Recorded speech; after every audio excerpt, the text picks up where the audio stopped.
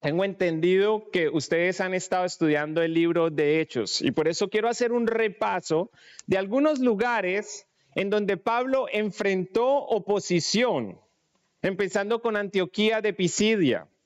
Pues de acuerdo a Hechos 13:50, los judíos de ahí instigaron a mujeres piadosas y distinguidas y a los principales de la ciudad y levantaron persecución contra Pablo y Bernabé. ¿Y qué hicieron? Los expulsaron de sus límites, o sea, de sus fronteras. Similar a lo que ocurrió eventualmente en Iconio, pues según el siguiente capítulo de Hechos 14, versículo 5, los judíos y los gentiles, juntamente con sus gobernantes, se lanzaron a enfrentarlos y a apedrearlos, a él y a Bernabé, de modo que ellos tuvieron que huir a Listra, una ciudad en donde la oposición no cesó. Por el contrario, la oposición empeoró. Pues de acuerdo al versículo 19 de ese mismo capítulo, a Pablo lo apedrearon y lo arrastraron fuera de la ciudad. A eso debo añadir que de acuerdo al Hechos capítulo 16, noten capítulo 13, capítulo 14 y de ahí capítulo 16, en el 15 no lo expulsaron porque él fue a Jerusalén para tener un concilio sobre un asunto que había. Pero cuando vuelve a la misión, en el capítulo 16, dice que cuando llegaron a la ciudad de Filipo, el pueblo se agolpó contra ellos, aquí ya era Pablo y Silas, y como si eso fuera poco, los magistrados le rasgaron la ropa y ordenaron que los azotaran con varas. En pocas palabras, Pablo fue violentamente maltratado, encarcelado y expulsado en más de una ocasión en distintas ciudades. Y esto es lo maravilloso. Y aún así, Pablo continuó con su misión. Y desde ahora yo quisiera preguntarte ¿cuál es tu misión? ¿Cuál es la razón por la que tú vives? ¿Por qué y para quién vives? Porque eso es lo que va a determinar si tú puedes mantener el ánimo o no, si te llegasen a encarcelar o a expulsar de un lugar. Con eso en mente, veamos si Pablo, después de todas estas persecuciones, procedió o si se llenó de pánico. Hechos capítulo 17, versículo 1 al 9, para mayor reverencia a la palabra, le invito a que se pongan de pie. Y esto es lo que dice la palabra del Señor. Pasando por Anfípolis y Apolonia, llegaron a Tesalónica, donde había una sinagoga de los judíos. Y Pablo, como acostumbraba, fue a ellos. Y por 3 días de reposo discutió con ellos, declarando y exponiendo por medio de las Escrituras que era necesario que el Cristo padeciese y resucitase de los muertos, y que Jesús, a quien yo os anuncio, decía él, es el Cristo, es decir, el Mesías. Y algunos de ellos creyeron y se juntaron con Pablo y con Silas. Y de los griegos piadosos gran número, y mujeres nobles no pocas. Entonces los judíos que no creían, teniendo celos, tomaron consigo algunos ociosos, hombres malos, y juntando una turba, alborotaron la ciudad. Y asaltando la casa de Jasón, procuraban sacarlos al pueblo. Pero no hallándolos, trajeron a Jasón y algunos hermanos ante las autoridades de la ciudad, gritando, estos que trastornan al mundo entero, también han venido acá, a los cuales Jasón ha recibido, y todos estos contravienen los decretos del César, diciendo que hay otro rey, Jesús, y alborotaron al pueblo, y a las autoridades de la ciudad oyendo estas cosas, pero obtenía fianza de Jasón y de los demás, los soltaron. Padre, Señor, en este momento quiero encomendarte este espacio en el que tu palabra será no solamente expuesta, sino también estudiada, meditada, Señor, y ojalá aplicada.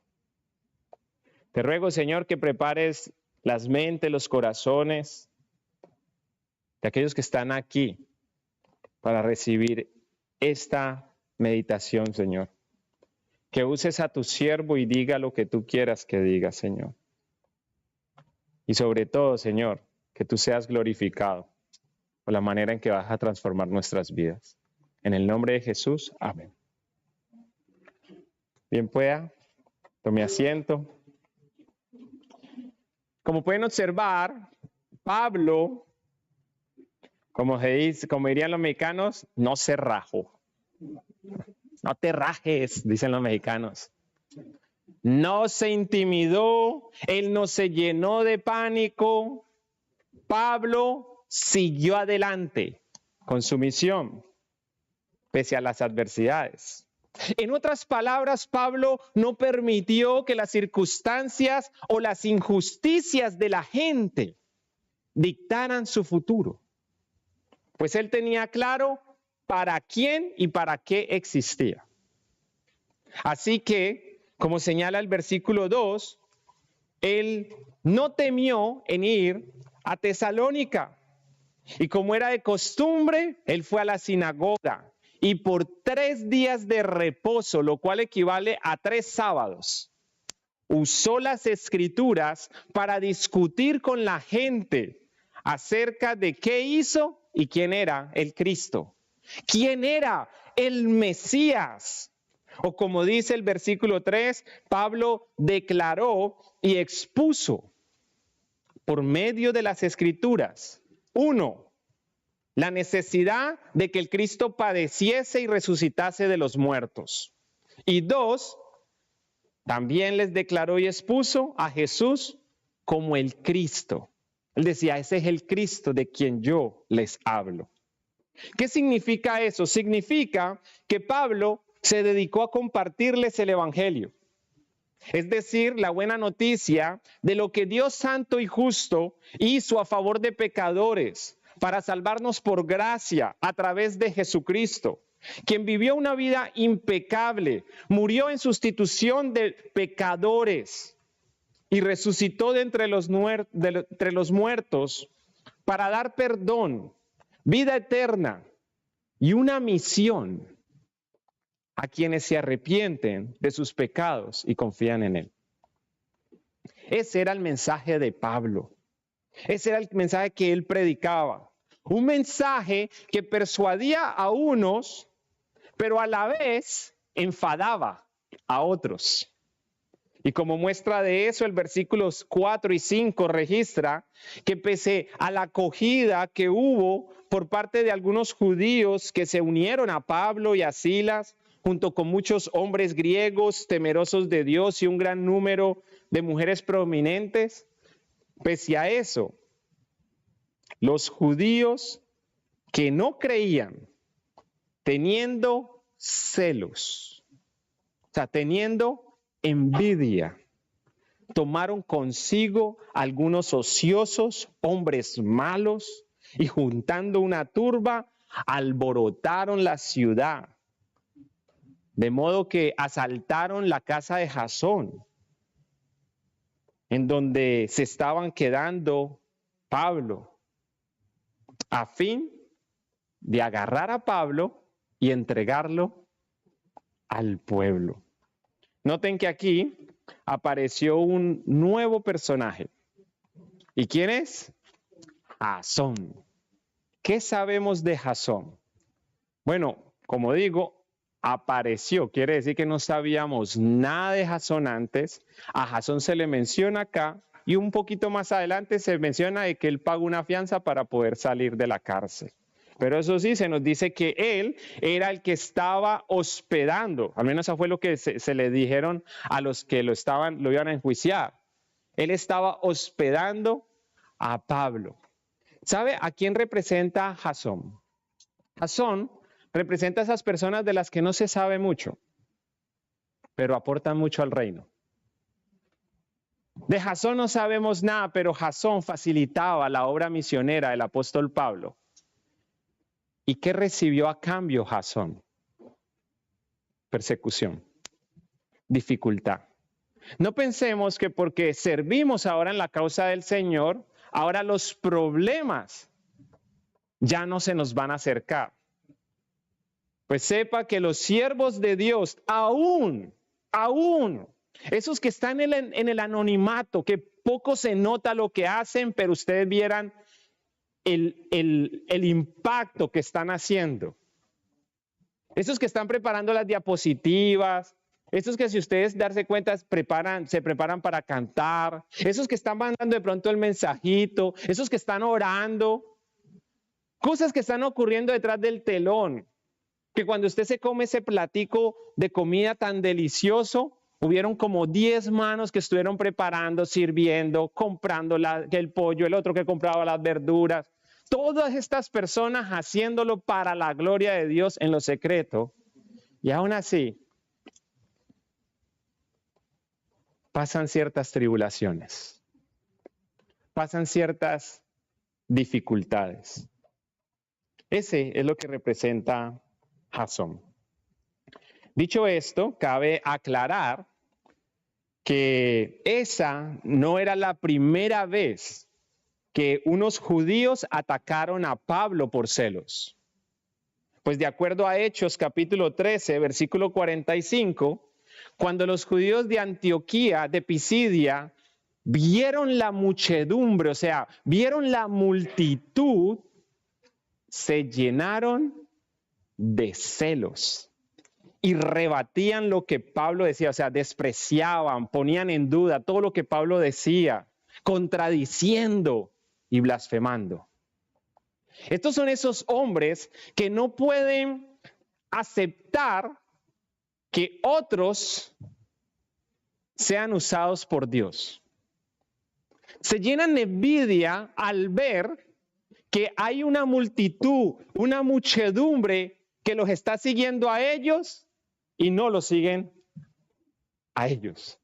O sea, siguiendo a esos siervos de Dios en vez de seguirlos a ellos. Y en este caso, estos eran judíos muy religiosos, con un amplio conocimiento, y en lugar de ver las multitudes, siguiéndolos y oyéndolos a ellos, ellos observaron que estas multitudes, esta muchedumbre, estaba oyendo, siguiendo a Pablo.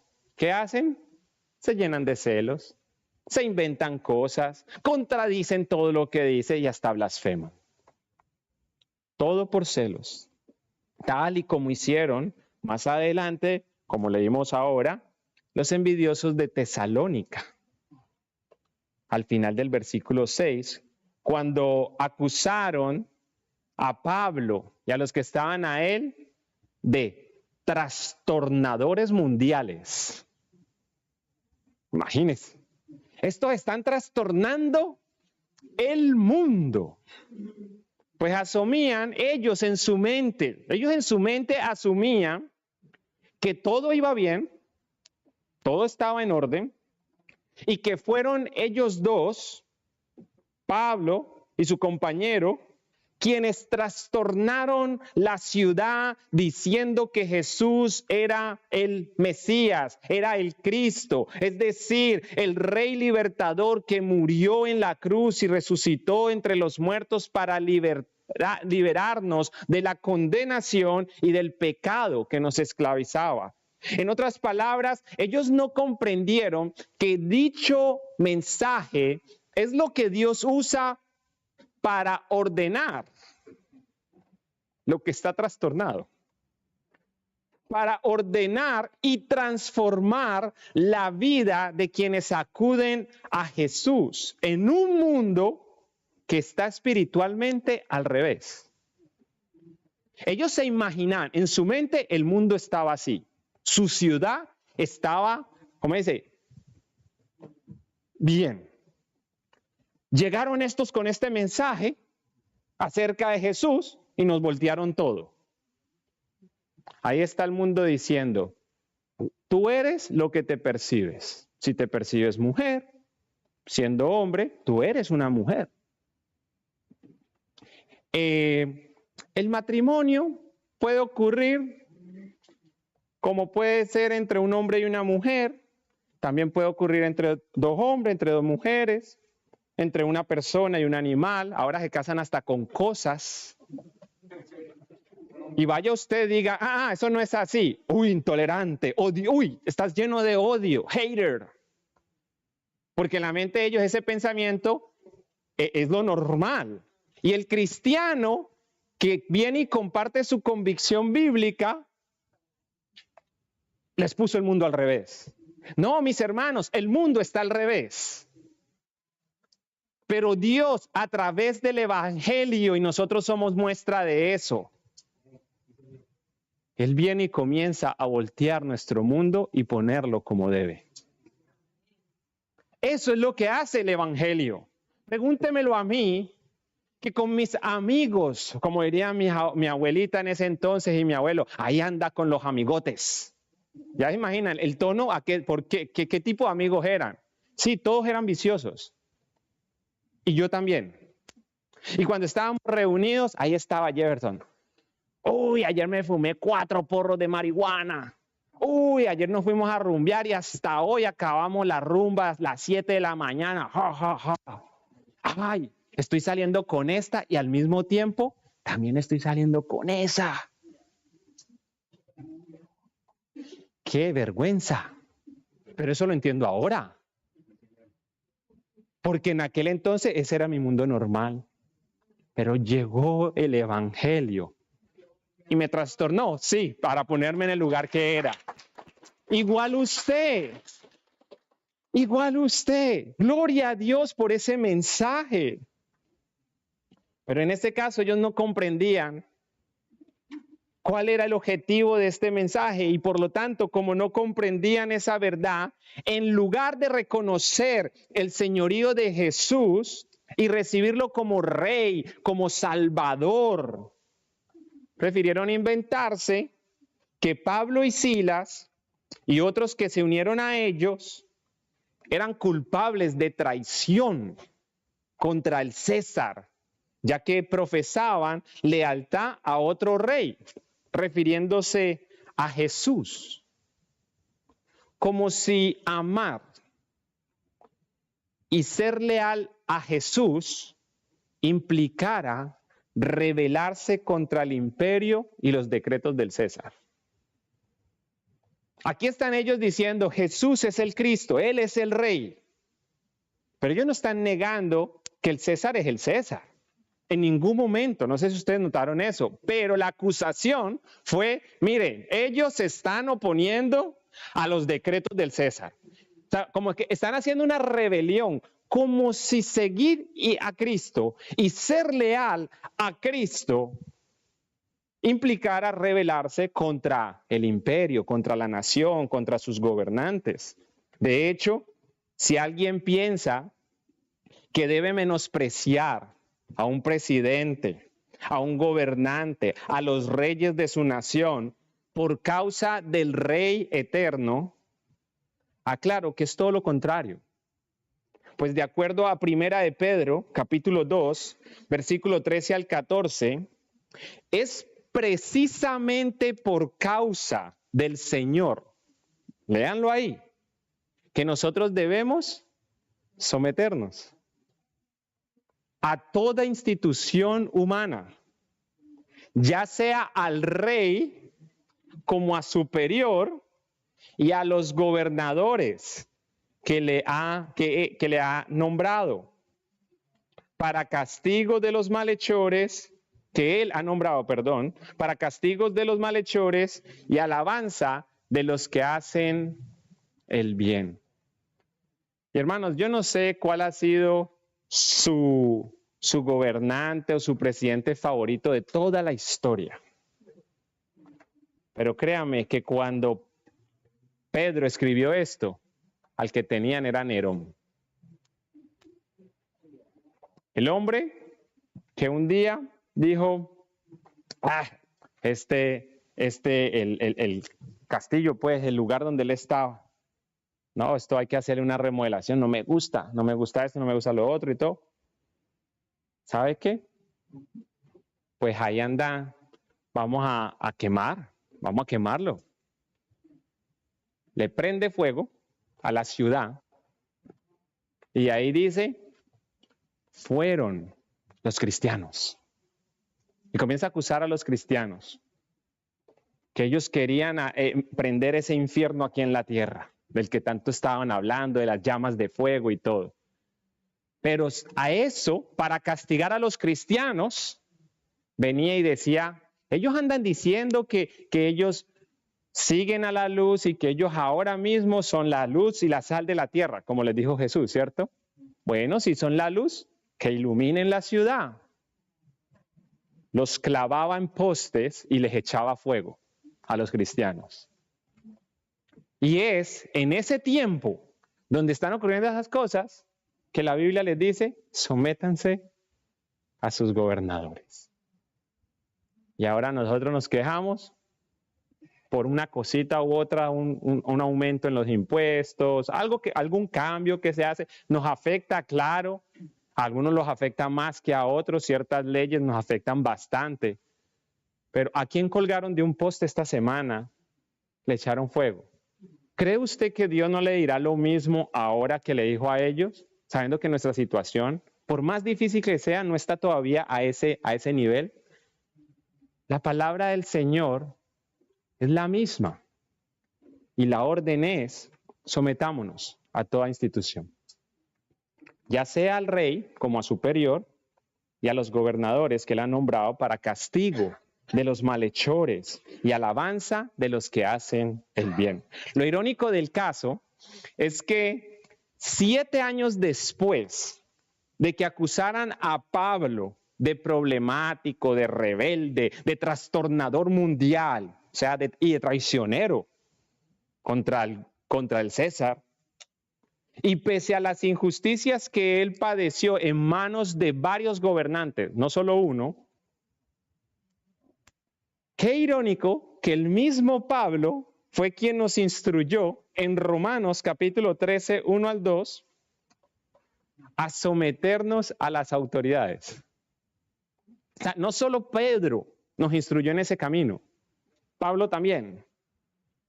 Porque no hay autoridad, explica Pablo, sino de parte de Dios. Y las que hay por Dios han sido establecidas. De modo que quien se opone a la autoridad, a lo establecido por Dios resiste. Recuerden, Dios pone y quita reyes. Y los que resisten, gente, yo me resisto a este no me gusta, yo me resisto. Voy a promover aquí este desorden. Acarrean condenación para sí mismos. Y lo podemos ver, son personas que son encarceladas por cumplir, por violar una o varias leyes. En otras palabras, aunque el César y la ley de Roma no favorecían a los cristianos, ni Pablo ni Pedro fomentaron menosprecio a la ley u odio contra el imperio y sus gobernantes, como hacen hoy en día algunos cristianos. Uno entiende eso de los ciudadanos que no conocen a Cristo, que no conocen estas palabras que acabo de leer, pero cristianos fomentando menosprecio a la ley. Cristianos fomentando odio contra la nación y también contra los gobernantes de esa nación. Pablo y Pedro no, pues ambos entendían que nuestro deber como cristianos es hacer lo correcto y someternos a toda institución humana, siempre y cuando no comprometamos los principios bíblicos de nuestra fe. Recuerden lo que dijo el Pedro que dice sométanse, es el mismo que cuando le dijeron te ordenamos que te calles. ya no hables más en el nombre de Jesús. ¿Qué dice él? ¿Será justo que obedezcamos a los hombres antes que a Dios?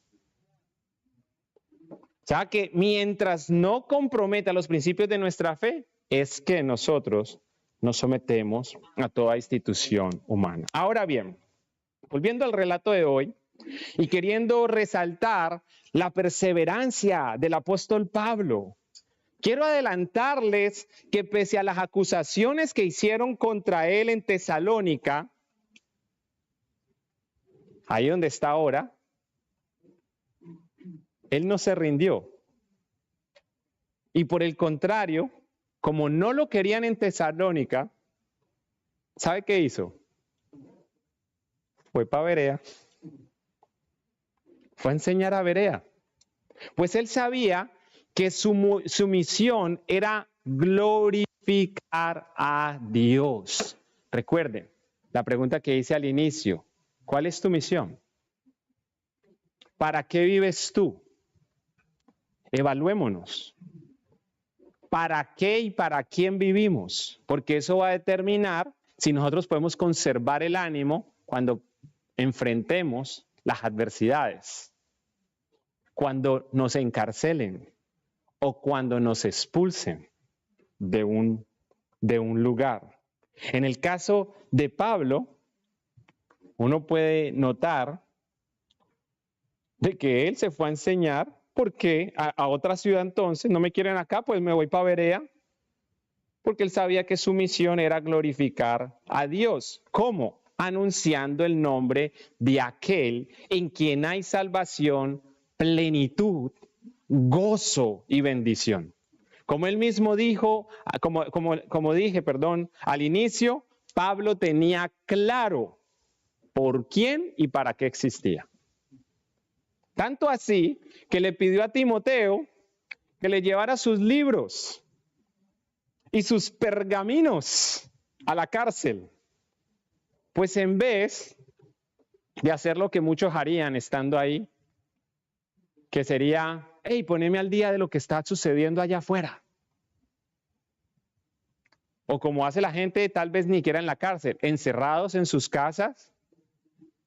Vamos a ver qué está diciendo TikTok. ¿Qué está poniendo la gente en Facebook? ¡Ay, la gente está paniqueada! Yo también me paniqueo.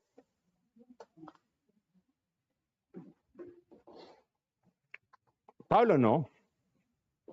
Pablo tenía tan clara su misión que él está en la cárcel y en vez de, no sé, ponerse a leer el reporte de alguien que alguien le podía hacer, así como tipo periódico, mira, pídeles que me hagan un reporte de todo lo que está ocurriendo en la ciudad, a cuántos cristianos han muerto, a cuántos han decapitado, a cuántos han quemado, a cuántos han expulsado, a cuántos han encarcelado.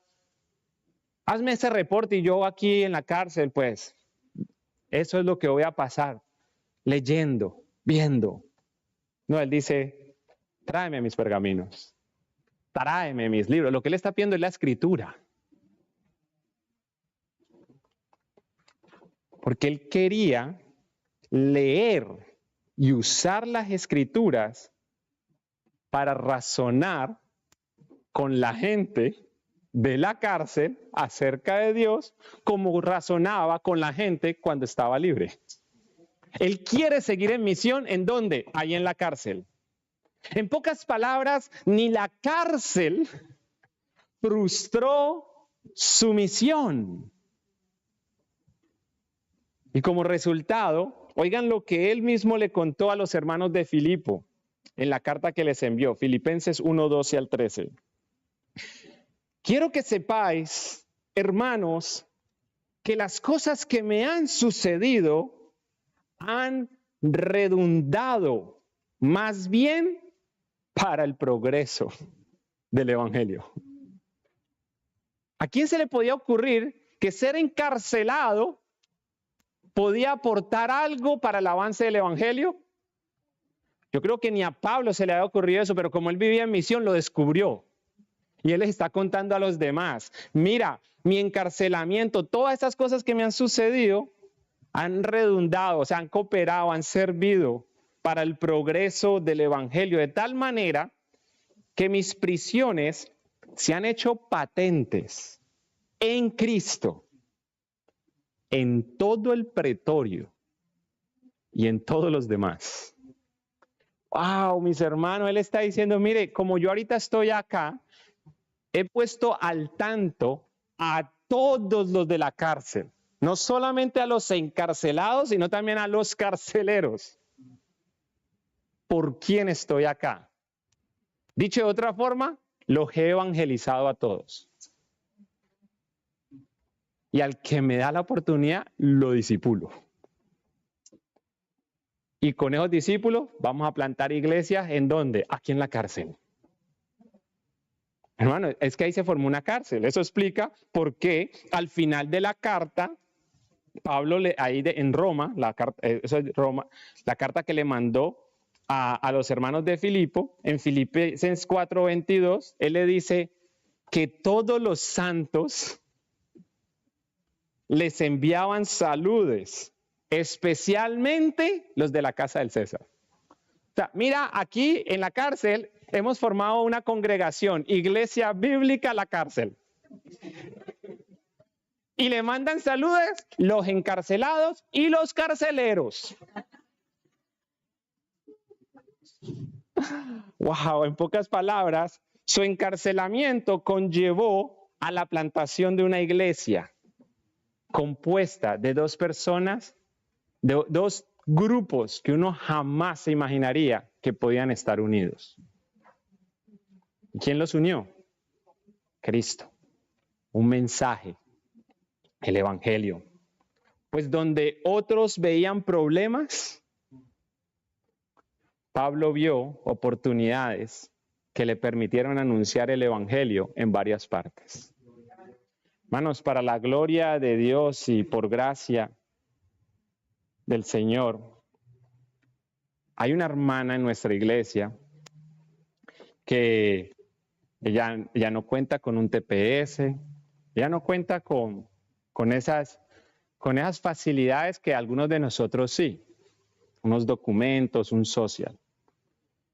Y qué extraño que personas que se reúnen en la misma iglesia, poniendo a dos mujeres en este caso, dos mujeres que se reúnen en la misma iglesia, escuchan los mismos sermones, una lleva más tiempo que la otra, sí, pero resulta que la que lleva más tiempo en los caminos de la fe, cuando estamos como hablando sobre el tema de la cuestión de las deportaciones y todo, con otros, cuando se habla de eso, hay un pánico, un desespero, como que se me acaba el mundo, si esta nación me saca, me expulsa de este lugar, se me acabó todo. Y cuando yo escucho eso, yo digo, ¿será que su bendición dependía de una nación y de un gobernante? Porque lo que yo veo en las Escrituras es a un José que aún en la cárcel le iba bien. Y cuando usted lee ese capítulo, usted piensa diciendo que Dios estaba con Josué y hasta Potifar lo notaba. Después sucede lo que ocurrió con la mujer de Potifar y lo meten a la cárcel. Y dice, primero dice, Dios estaba con José y él tenía éxito en todo lo que hacía. De ahí pasa lo de Potifar, la esposa de Potifar termina en la cárcel injustamente, pero ahí está él y dice, Dios estaba con José. ¿Decía Josué? José, perdón. Ok. Dios estaba con José. Y hasta el encargado de la cárcel, hasta con el encargado de la cárcel, Dios lo puso en gracia. Y le iba bien. Y lo puso hasta a cargo de cosas. Y después dice, al final, Dios estaba con José y prosperaba en todo. Mis hermanos, no es la nación donde vivimos o quién está gobernando, es quién está con nosotros. Es Dios. Dios con nosotros. Él nos puede echar la mano para prosperar donde otros no estén prosperando. Porque ese es el pánico en el que uno entra, ¿no? Pues que eso es un país tercermundista. ¿Usted ha encontrado ricos en su país? Seguramente que sí. ¿Puede usted prosperar en ese mismo país donde abunda la pobreza? Claro que sí. Si así Dios lo quiere y si Él está con él, como a José, puede usted prosperar en todo lo que inicie. Y volviendo al tema de las hermanitas. Yo a la hermana la escucho y le digo, ¿y qué? ¿Y qué piensas? La respuesta que jamás me imaginé, especialmente porque estaba prestando más atención a los que estaban como en ese pánico. Me dice, pastor, pues allá hay bastante gente por alcanzar. Si el Señor me manda para allá, es para llevar el evangelio. ¿Sabe yo qué viene esa hermana? Yo dije, si a esta hermana la deportan, hay unos hermanos que si los deportan, nosotros vamos con tristeza a despedir a hermanos en Cristo a quienes amamos. Pero en ella no vamos a despedirla, vamos a comisionar, no solamente una hermana, a una misionera que amamos y que nosotros equipamos. Esos son dos retratos totalmente diferentes. ¿Por qué? Porque ella sabe para qué existe y para quién existe. Y ojalá que todos nosotros podamos abrazar eso. Yo existo para el Señor y yo existo para una misión que Él me encomendó y esa la llevo a cabo acá o la llevo a cabo a donde Él me lleve. Gloria a Dios. Como decía, donde los otros veían problemas, Pablo vio oportunidades que le permitieron anunciar el evangelio en varias partes. De hecho, me place contarles que con esto ya vamos aterrizando, que debido a esa mentalidad misionera, Pablo pudo conservar el ánimo. Eso era lo que permitía que Pablo conservara el ánimo cada vez que lo encarcelaban o lo expulsaban de una ciudad. Pues su mayor deseo era que mediante la predicación del evangelio todos supieran de aquel en quien él puso su confianza. Así que, como dice las Escrituras, en Salmos 31:24, esforzados, todos vosotros, los que esperáis, los que confían en Jehová, y tome aliento vuestro corazón. ¿Cómo puedo yo conservar el ánimo y la esperanza y las fuerzas?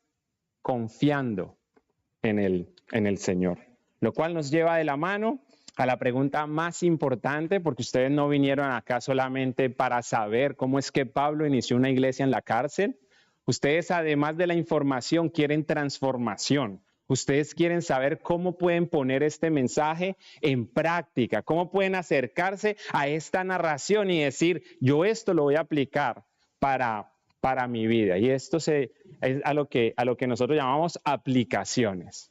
Y al igual que hago en la Iglesia Bíblica Campo Blanco, que es la iglesia donde yo sirvo, amén, ya se me adelantó.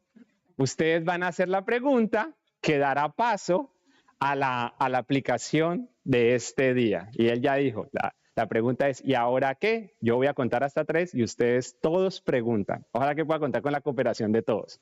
1, 2 y 3. ¿Y ahora qué? Aunque hay varias aplicaciones que podemos extraer de este relato y algunas de ellas usted ya las puede asumir porque mientras que yo iba hablando, Dios le iba hablando a usted directamente, ¿cierto?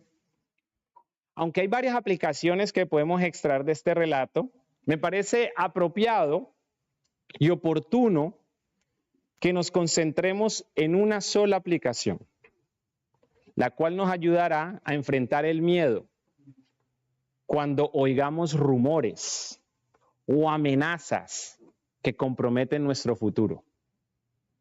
Y aquí la aplicación. Confía en el Señor. Pues solo así podrás estar en paz cuando quieran perjudicarte o aún cuando quieran quitarte la vida. Sin más que añadir, permítame concluir con las palabras que dijo el salmista cuando supo En el caso de él no era que lo iban a encarcelar o que querían expulsarlo, arrastrarlo a las afueras de las fronteras. No era eso. Él estaba al tanto de que querían matarlo. Y estas fueron las palabras que él dijo. Salmos 31, 13 al 15. He oído cantidad de rumores sobre mí, y el terror me rodea. Mis enemigos conspiran en mi contra. Hacen planes para quitarme la vida. Bueno, perdón. Sí, aquí lo tenía en la Nueva Traducción Viviente. Porque oigo la calumnia de muchos. El miedo me asalta por todas partes, mientras consultan juntos contra mí e idean quitarme la vida. Sigamos. Mas yo confío en ti, oh Jehová. Digo, tú eres mi Dios. En tu mano están mis tiempos. Líbrame de la mano de mis enemigos y de mis perseguidores. ¿Por qué se las leí en la Nueva Traducción Viviente? ¿Por qué se las quiero leer en la Nueva Traducción Viviente? Porque dice así.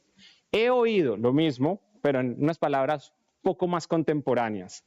He oído cantidad de rumores sobre mí y el terror me rodea. Mis enemigos conspiran en mi contra, hacen planes para quitarme la vida, pero yo confío en ti, oh Señor, digo, tú eres mi Dios, mi futuro está en tus manos. Rescátame de los que me persiguen sin tregua, que tu favor brille sobre tu siervo, por causa de tu amor inagotable, rescátame. Que Dios nos ayude a hablar de esa manera y a vivir de esa manera, confiados en el Señor. Padre, Señor, danos la fe, Señor. La fe, Señor, que frente a las adversidades comienza a menguar o se ve amenazada, Señor, a veces se ve deteriorada, porque a veces nos abruma el miedo, las preocupaciones, los temores. Pero, Señor, obra en nosotros para que, al igual que Pablo, vivamos en misión. Y que así, Señor, como diría el mexicano, no nos rajemos, no nos intimidemos, no cesemos de hacer la obra cuando otros nos amenacen, Señor. Y si llegase a ser el caso, Señor, que nos expulsaran, nos encarcelaran, que todos podamos recordar que al igual que hiciste con José, tú estás con nosotros y a esa cárcel ingresas con nosotros. Y a esos lugares para donde vamos, Señor, en vez de verlos como que otros nos obligaron a ir, aunque no haya sido por voluntad propia, Señor, que podamos decir, no, aquí me trajo el Señor, porque le interesaba esa otra nación, esa otra ciudad, ese otro barrio donde tuve que moverme o lo que sea, Señor. Entendiendo que somos embajadores. Señor, no hay ni un solo embajador en otro país que pueda decir, este es mi país. ¿Por qué? Porque es un embajador. Él siempre será un extranjero y peregrino, un representante de su nación. Señor, perdónanos porque muchos hemos hecho de esta nación el todo. Nuestra identidad dependiera de todo lo que podemos lograr acá, en lugar de depender de ti, Señor. Que nos recordemos unos a otros que somos embajadores y que frente a las amenazas, los rumores y todo lo que está ocurriendo, Señor, podamos mantener el ánimo confiando en ti, sabiendo que tú estás con nosotros y que tú nos puedes prosperar aún en una cárcel. En el nombre de Jesús oramos. Amén.